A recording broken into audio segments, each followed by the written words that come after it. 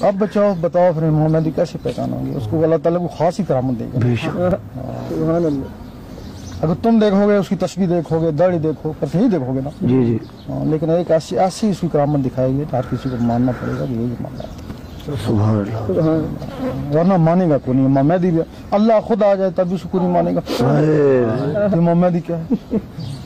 हकीकत है अल्लाह यहाँ आ जाए नहीं मानोगे। क्या सबूत है तू अल्लाह? सबूत मांगोगे ना जी। इसी तरह इमाम मेहदी को सबूत चाहिए ना, तो ऐसा सबूत होगा ना जो किसी के पास करामत नहीं होगी। तो उसी के लिए काफिला तैयार किया जा रहा है। सुभान अल्लाह।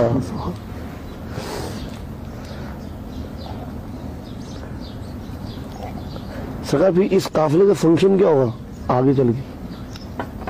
फंक्शन बस लड़ाई झगड़े होंगे बस। ज्यादा मौलवियों से होंगे।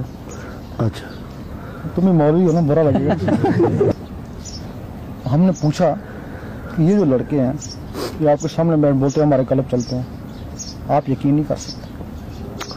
आप इनके काम हम देखें ये तो क्रिकेटें खेल रहे होते हैं हाँ जी, और सिनेमा में घुसे होते हैं, VCR देख रहे होते हैं, फिर कहते हैं हमारे क्लब चलते हैं। आप नहीं मानेंगे ना। तो फिर हमने पूछा कि वजह क्या? वाकई इसी बात के ऊपर समुद्री बाबा हमारी मुखालफत करते थे।